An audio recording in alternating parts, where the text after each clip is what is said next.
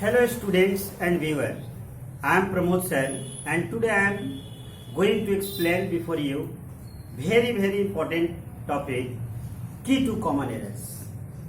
विद्यार्थियों, जब आप क्लासरूम में होते हैं तो सब चीज़ आपको बड़ा आसान लगता है, सब चीज़ बनता है, लेकिन जब आप एग्जामिनेशन हॉल में जाते हैं तो आपके सामने बहुत सारी समस्याएं उत्पन्न हो जाती है और खासकर जब आप कॉमन एरर्स के क्वेश्चंस को सोल्व करने चलते हैं तो ये समस्याओं का बवंडर लग जाता है। तो इन्हीं तमाम समस्याओं को दूर करने के लिए ये आज हम लेक्चर लेकर आए हैं। तो चलिए, ये हमारा लेक्चर कैसे आप प्रतियोगी विद्यार्थियों के लिए हेल्पफुल होने वाला है, तो चलिए जानते हैं। जैसे कि मैं बताया हूं की टू कॉमन एरर्स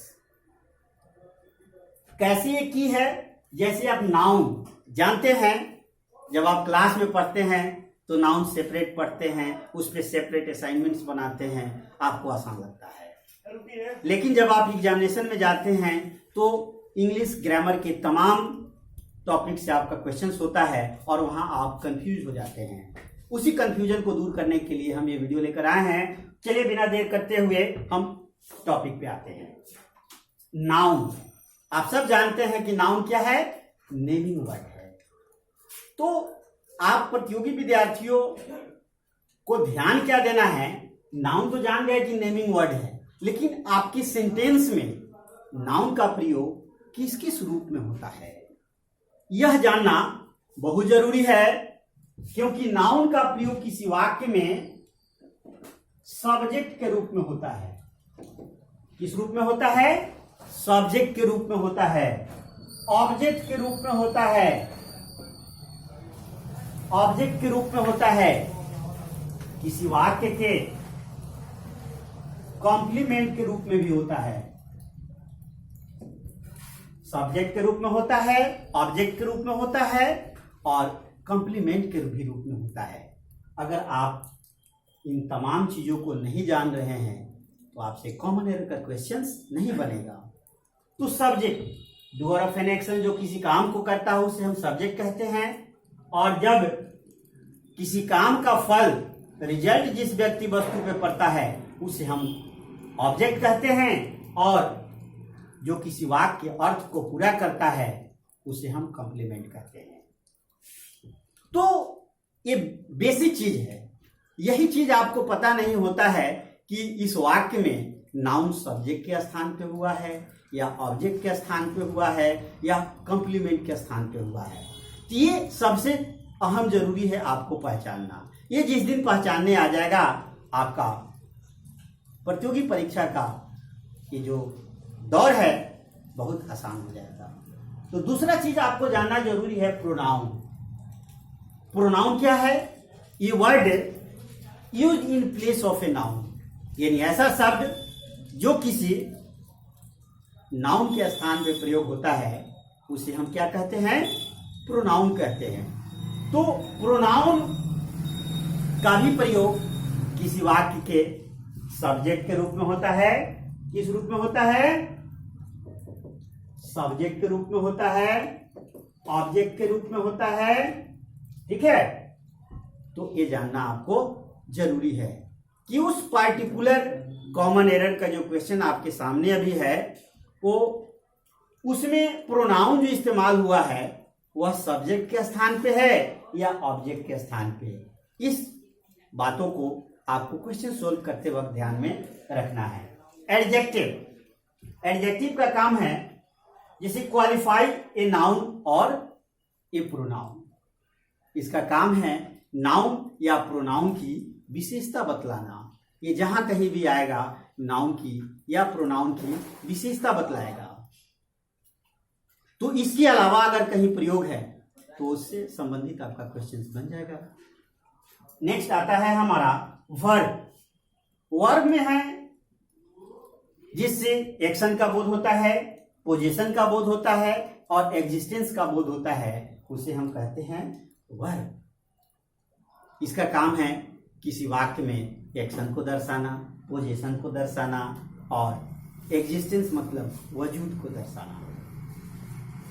इसे ब्रॉडली हम बांटते हैं हेल्पिंग वर्ब और मेन वर्ब के रूप में भी, जिसे हम इस पर एक सेपरेट वीडियो बनाएंगे अगर आप लोग की डिमांड होगी तो। Next adverb. एडवर्ब का काम होता है वर्ब की विशेषता बतलाना। यस, जहां भी प्रयोग होगा वर्ब की ही सिर्फ विशेषता बतलाएगा, लेकिन आपके एग्जामिनेशंस में जो क्वेश्चंस आते हैं वर्ब की जगह दूसरे शब्दों की विशेषता बतलाया जाएगा। जो इसका मेन जो फंक्शन है उस फंक्शन से हटकर प्रयोग होगा, वही तो कॉमन एरर है। जैसे मैं बार बार कहता हूं कॉमन एरर, जो आपका सर दर्द बना है, क्लास में रहते हैं तब तक तो आपको सब चीज बहुत अच्छा समझ में आता है और आपका कॉन्फिडेंस भी बढ़ा रहता है, लेकिन जब आप एग्जामिनेशन हॉल में जाते हैं तो सारा वो कॉन्फिडेंस धराशायी हो जाता है। कारण यही है कि आप इन बिंदुओं को दिमाग में नहीं रखते हैं। नेक्स्ट आता है प्रीपोजिशन। तो प्रीपोजिशन क्या है? ये word comes before a noun और a pronoun and shows its relation with other words in a sentence. यानी वैसा शब्द जो किसी नाउन या प्रोनाउन के पहले आता है और उसका संबंध वाक्य में अन्य शब्दों के साथ स्थापित करता है, उसे ही हम क्या कहते हैं? प्रीपोजिशन कहते हैं।